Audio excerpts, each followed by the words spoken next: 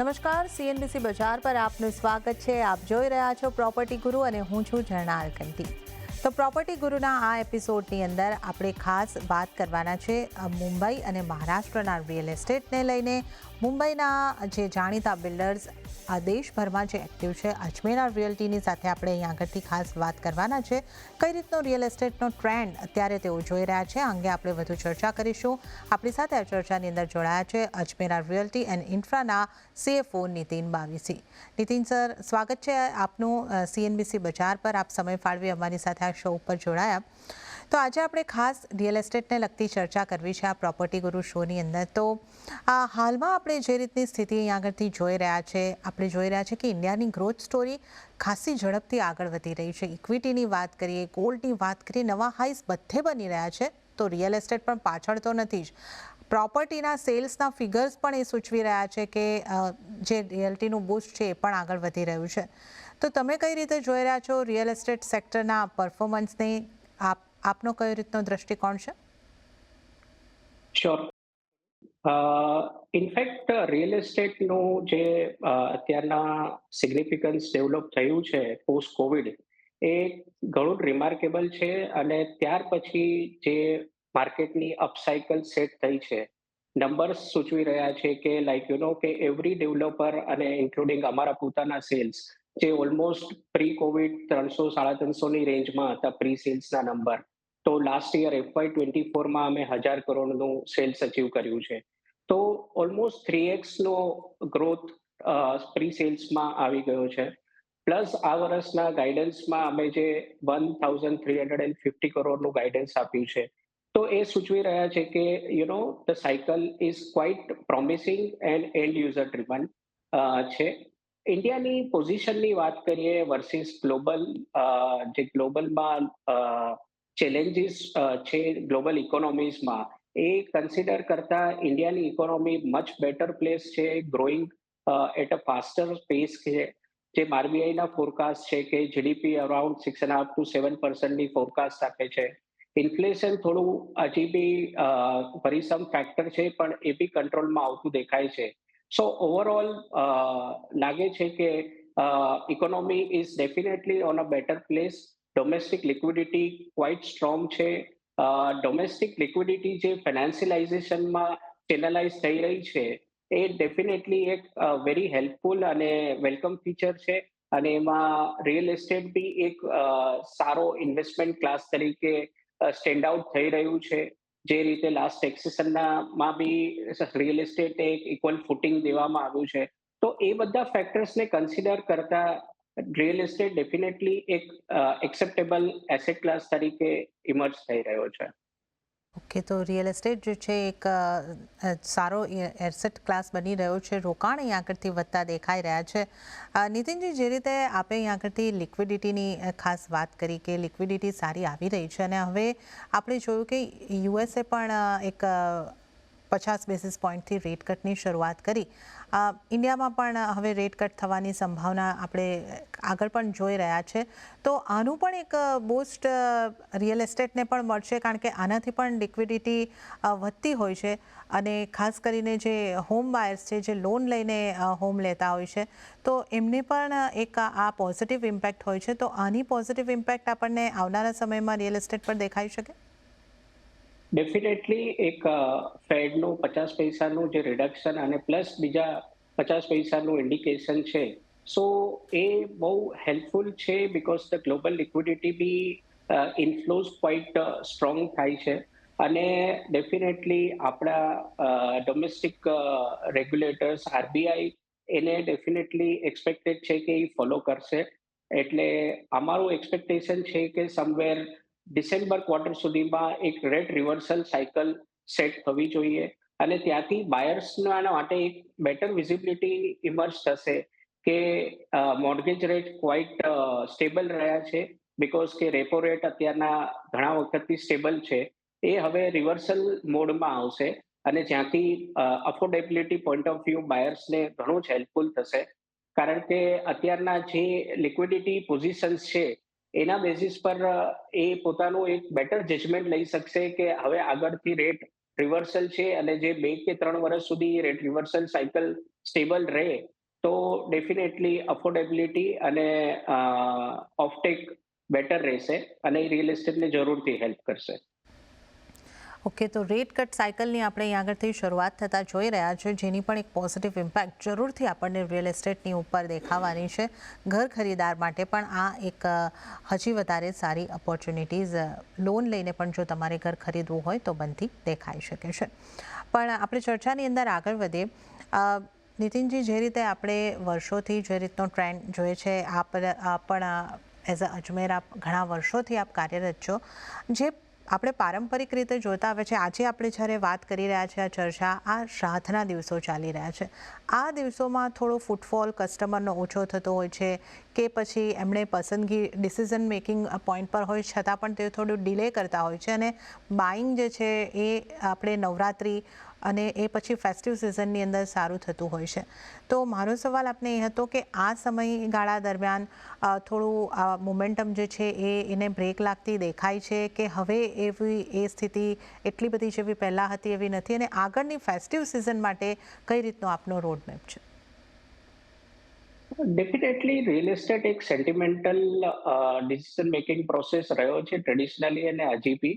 એટલે એ બેઝિસ પર આ પર્ટિક્યુલર શ્રાદ્ધના દિવસોમાં એની ઇમ્પેક્ટ હોય જ છે. બટ એ બહુ હવે એક સેટ સાયક્લિકલ અને રેગ્યુલર ફીચર થઈ ગયું છે. પણ એના પછી જેમ આપણે જણાવ્યું કે ફેસ્ટિવ સિઝનમાં એની ઓફટેક આવે છે, ડિસિઝન મેકિંગ પ્રોસેસ બેકગ્રાઉન્ડમાં ચાલુ જ હોય છે. લોકો પોતાના કેલ્ક્યુલેશન્સ અને શોર્ટ લિસ્ટિંગ કરીને અને એક પર્ટિક્યુલર ડિસિઝનને જ્યારે એ ઇમ્પ્લિમેન્ટેશન કરવાનું હોય ત્યારે એ એક નવરાત્રી કે ગુડ ઓમન ડેઝમાં કે ત્યાર પછીના ફેસ્ટિવિટીઝ ડેઝમાં એ ઇમ્પ્લિમેન્ટ કરે છે. એટલે ડિસિઝન મેકિંગ પ્રોસેસ ઓલવેઝ હવે ફાસ્ટર થઈ રહ્યો છે. જે પહેલા આટલા ડિસ્ક્લોઝર નહોતા, જો રેરા પછી અને લિસ્ટેડ કંપની જેમ અમારી કંપનીના ડિસ્ક્લોઝર્સ હોય છે, એના બેઝિસ પર decision making process genuinely faster અને ટર્નઅરાઉન્ડ ટાઈમ શોર્ટર થયો છે. અને એ સાથે એક બીજું ફેક્ટર એ બી છે કે હવે જે બાઇંગ ડિસિઝન્સ આવે છે એ એબ્સોલ્યુટલી એન્ડ યુઝર ડિમાન્ડ છે.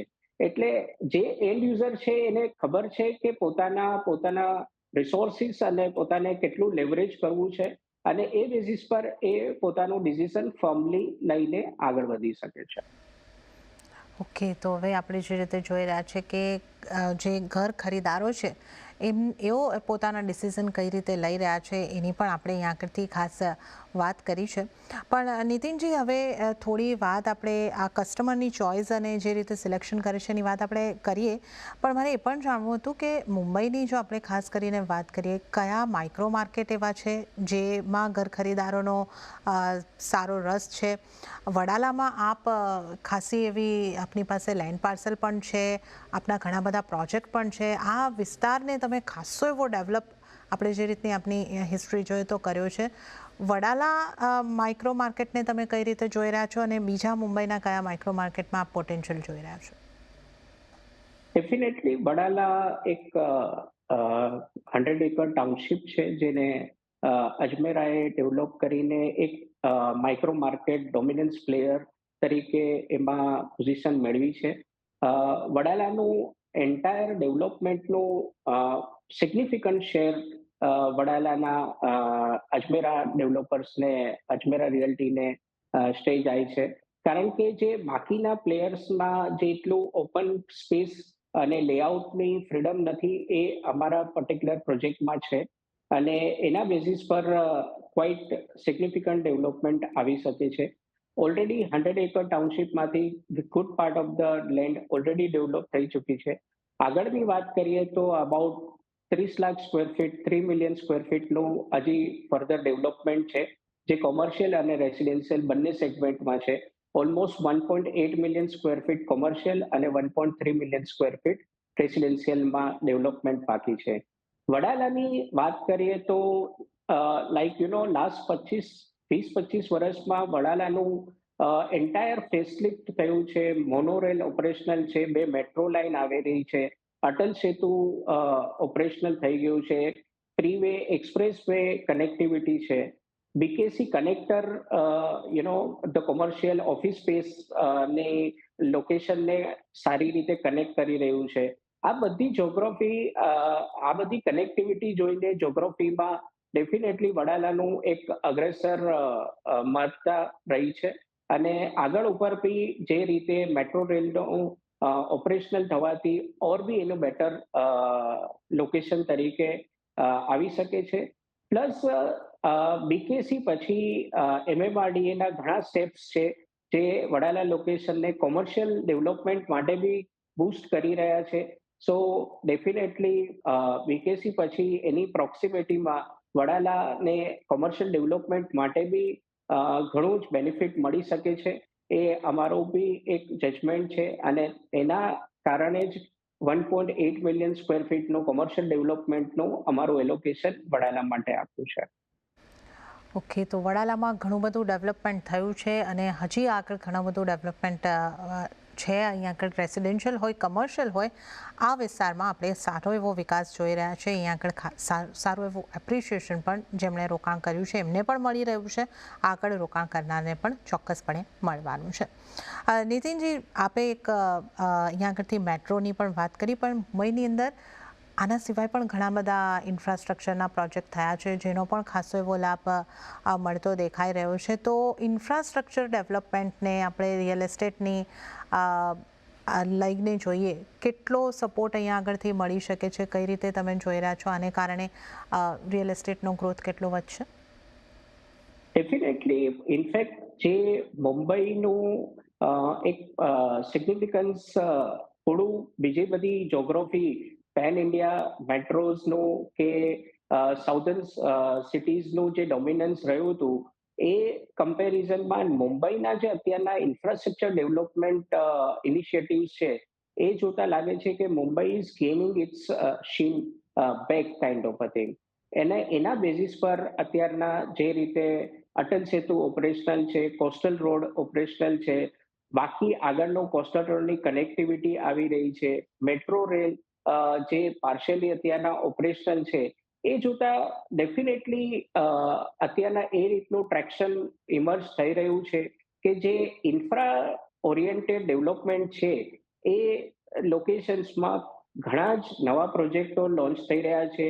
એક્ઝિસ્ટિંગ સોસાયટી રીડેવલપમેન્ટમાં ટ્રેક્શન આવી રહ્યું છે. તો એ જોઈને લાગે છે કે ઘણી માઇક્રો માર્કેટ જોગ્રાફીઝ, જે રીતે વાત કરીએ કે વર્સોવા બેલ્ટમાં ઘણું ટ્રેક્શન છે, અંધેરી બેલ્ટમાં ટ્રેક્શન છે, અંધેરી ટુ બોરીવલી લિંક રોડના એરિયાઝમાં ઘણી સોસાયટી રીડેવલપમેન્ટનું ટ્રેક્શન છે, ગોરેગાંવ બેલ્ટમાં બી ઘણું ટ્રેક્શન છે. તો આ બધું જોઈને લાગે છે કે ઓવરઓલ જે આ ઇન્ફ્રાસ્ટ્રક્ચર ડેવલપમેન્ટ અને કનેક્ટિવિટી બેટર આઉટ થઈ રહી છે એ એરિયાઝને એનો બેનિફિટ જરૂરથી મળે છે. ઓકે, તો ઇન્ફ્રાસ્ટ્રક્ચર ડેવલપમેન્ટ જે એરિયાને કનેક્ટ કરી રહ્યું છે ત્યાં પણ ખાસો એવો બેનિફિટ જે છે મળતો દેખાય છે કે જે વિસ્તારોની અંદર નવા પ્રોજેક્ટ પણ આવતા હોય છે. તો આ એક આપણે ઇમ્પેક્ટની ખાસ ઇન્ફ્રાસ્ટ્રક્ચરની ઇમ્પેક્ટ રિયલ એસ્ટેટ ઉપર જે થઈ રહી છે એની ખાસ વાત કરી. હવે જો આપણે નીતિનજી વાત કરી લઈએ કે ગ્રાહકો કઈ રીતના ઘરની પસંદગી કરતા હોય છે, જે રીતના ડેટા આપણને સામે આવતા દેખાઈ રહ્યા છે, લોન્ચીસના હિસાબથી જો આપણે વાત કરીએ, ઓવરઓલ જે રિયલ એસ્ટેટ સેક્ટરની આપણે વાત કરીએ, અફોર્ડેબલમાં થોડા લોન્ચીસ ઘટતા દેખાઈ રહ્યા છે અને જેને આપણે પ્રીમિયમ સેગમેન્ટ કહીએ કે મિડ સેગમેન્ટ કહીએ, એની અંદર સેલ્સ પણ વધારે છે અને એને કારણે લોન્ચ પણ વધારે છે. તો આને આપ એઝ અ ડેવલપર કઈ રીતે જોઈ રહ્યા છો? અફોર્ડેબલમાં કામ કરવા માટે ઘણા બધા પડકારો છે, કેમ ત્યાં થોડું ડેવલપર્સ તરફથી ઇન્ટરેસ્ટ ઘટી રહ્યો છે? ઓવરઓલ ઓફટેક બેટર જ રહી છે, જે નંબર સપોર્ટ કરે છે. સેગમેન્ટ વાઇઝ વાત કરીએ તો લક્ઝરી સેગમેન્ટ ડેફિનેટલી આઉટપરફોર્મ કરી રહ્યું હતું રિસન્ટ પાસ સુધી અને હજી બી કરી રહ્યું છે. The better part of that એનું શ્રેય જાય છે સ્ટોક માર્કેટ અને શેર સિક્યુરિટીઝના ગેઇનમાં, કારણ કે ત્યાંથી જે મોટા પ્રોફિટનું એલોકેશન આવી રહ્યું છે એ બેઝિસ પર આ રીતની લક્ઝરી સેગમેન્ટમાં ક્વાઇટ એની ઇમ્પેક્ટ દેખાઈ રહી છે. Coming to the mid segment, જ્યાં 2 થી 4 કરોડના રેન્જમાં ટિકિટ સાઇઝ રહેલી છે, એમાં ક્વાઇટ સિગ્નિફિકન્ટ મોમેન્ટમ આવે છે અને ત્યાં વેલોસિટી અને વોલ્યુમ બી આવી રહ્યું છે. અને એ સેગમેન્ટમાં ડેફિનેટલી જ્યાં જેન્યુઅનલી એન્ડ યુઝરનો અને માસ માર્કેટનો ક્લાસ રહેલો છે, તો એ સેગમેન્ટમાં ડેફિનેટલી ડિમાન્ડ ઘણી જ સિગ્નિફિકન્ટ અને સ્ટ્રોંગ દેખાઈ રહી છે. અને આ કમ્પ્લીટલી એન્ડ યુઝર ડિમાન્ડ છે. અફોર્ડેબલની વાત કરીએ તો ડેફિનેટલી અફોર્ડેબલ ઓલવેઝ એની પોતાની એક ચેલેન્જીસમાં રહ્યું છે. પણ અફોર્ડેબલ સેગમેન્ટ ઓલવેઝ જ્યારે મોર્ગેજ રેટ નીચે આવે છે એને વધારે પડતો સપોર્ટ મળી જાય છે, કારણ કે ત્યાં ઈએમઆઈ અને બેટર અફોર્ડેબિલિટી ઇમર્જ થઈ જાય છે. એ કન્સિડર કરતા હોપફુલ છે કે જ્યારે આરબીઆઈની રેટ રિવર્સલ સાયકલ સ્ટાર્ટ થાય ત્યારે અફોર્ડેબિલિટી સેગમેન્ટને બી એનો ઘણો સપોર્ટ મળશે. અને ઓવરઓલ અફોર્ડેબિલિટીની વાત કરીએ કે sub 1 કરોડ ટાઈપના પ્રોજેક્ટ્સ જે મુંબઈ માર્કેટ માટે એક અફોર્ડેબલ જ કહેવાય, ટેકનિકલી ભલે એ ડેફિનેશનમાં ન હોય પણ એક એ ટાઈપનો પ્રોડક્ટ અફોર્ડેબલ છે. અને એ સેગમેન્ટમાં અમારા પ્રોજેક્ટના લોન્ચીસમાં બી અમે ટ્રેક્શન જોયું છે, કે જેમ કે ભાંડુપમાં એક પ્રોજેક્ટ એસઆરએ પ્રોજેક્ટ અમે Q1 લોન્ચ કર્યો, 27% વેલોસિટી અચીવ કરી ફર્સ્ટ ક્વાર્ટરમાં. સો એ જોતા એવું લાગે છે કે એ સેગમેન્ટમાં બી ક્વાઇટ ઇન્ટરેસ્ટ છે અને ઓફટેક આવી રહી છે. નીતિન સર, હવે આપણે આ ચર્ચાની અંદર આગળ વધીએ તો જે રીતે આપણે અમને જણાવ્યું કે કઈ રીતની ડિમાન્ડ અહીંયા આગળથી આવતી દેખાઈ રહી છે, પણ આપણે જે રીતે જોઈ રહ્યા છે કસ્ટમર્સની, ઘરના ખરીદારોની જે ડિમાન્ડ છે એ પણ આપણે કહી શકીએ કે ઇવોલ્વ થતી જઈ રહી છે. હવે આપણે જે રીતે જોઈ રહ્યા છે, એક તો મારે આપની પાસેથી એ જાણવું છે કે કઈ રીતની ડિમાન્ડ અહીંયા આગળથી આવી રહી છે. એક સસ્ટેનેબલ હોમ્સની પણ બાઇંગની એક વાત આવી રહી છે. અહીંયા મારે એ જાણવું હતું કે ઇનિશિયેટિવ ડેવલપર્સ તરફથી લેવાઈ રહ્યા છે કે કસ્ટમર પણ સસ્ટેનેબલ અને ગ્રીન હોમ્સ ખરીદવાની અંદર રુચિ દર્શાવી રહ્યા છે.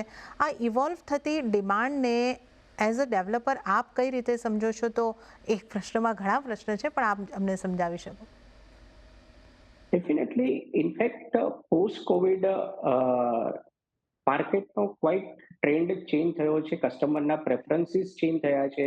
અને એ કોવિડની લર્નિંગમાંથી છે કે એક પર્ટિક્યુલર ઇન્ટિગ્રેટેડ વેલ ફેસિલિટી ડ્રિવન ડેવલપમેન્ટ હોય તો કાલે ઉઠીને કંઈ આ ટાઈપના ગોડ ફોરબિડ એવા કોઈ સંજોગો આવે તો એ પોતાના ઘરમાં અને પોતાની એક કોમ્પ્લેક્સમાં એ રહીને બી આ પર્ટિક્યુલર સંજોગોને એ ટાઈમ વિતાવી શકે.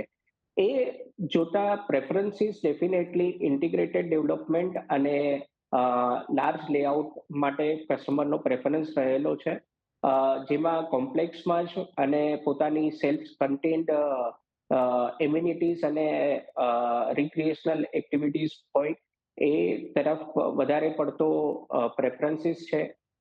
પ્રોડક્ટનું કોન્ફિગરેશનની વાત કરીએ તો કસ્ટમરનો ક્લિયર પ્રેફરન્સ અપગ્રેડ તરફ રહેલો છે.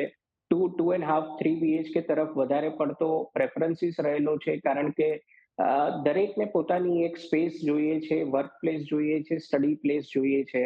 તો એ જોતા ડેફિનેટલી અપગ્રેડ એક ડેફિનેટલી સ્ટ્રોંગ ટ્રેન્ડ ઇમર્જ થયો છે અને એમાં ઓફટેક બી જરૂરથી જોવા મળી છે.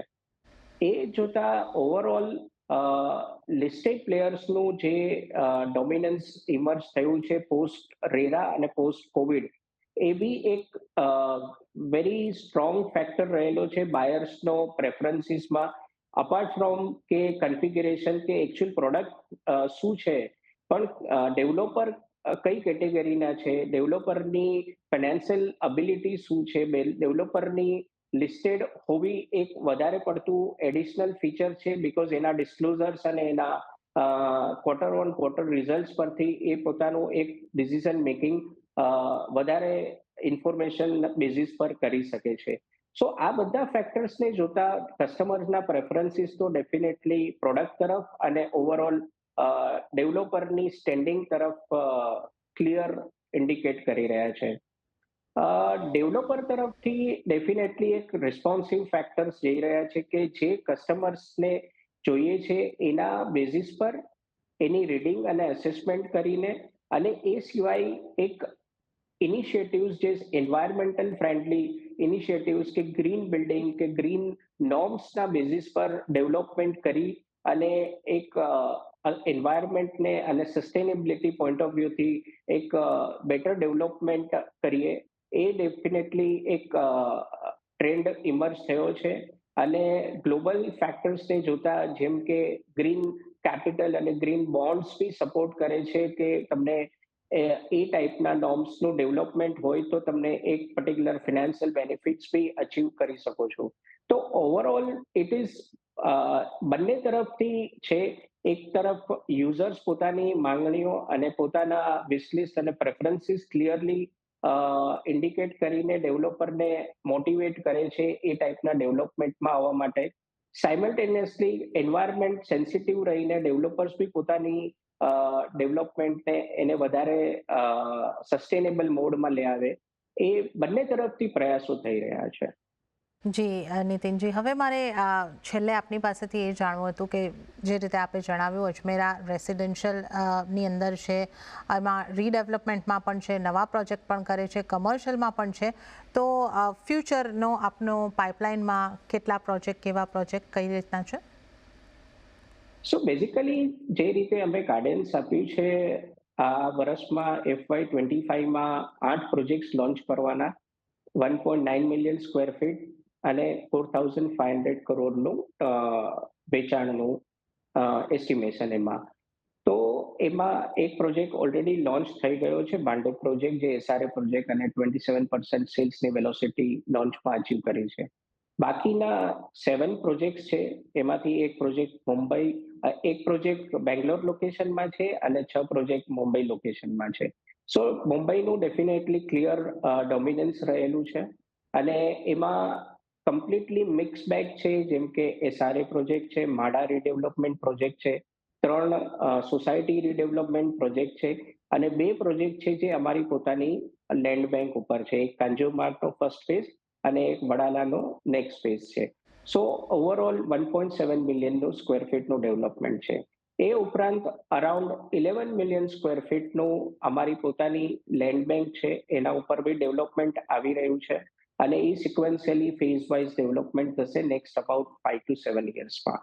સો ઓવરઓલ બિઝનેસ ડેવલપમેન્ટ એક્ટિવિટીઝ બી ઘણી સ્ટ્રોંગ છે. જેમ કે આ FY25માં અરાઉન્ડ 3,500 કરોડનું બિઝનેસ ડેવલપમેન્ટ એક્ટિવિટી બી અમે ગાઈડન્સ આપ્યું છે.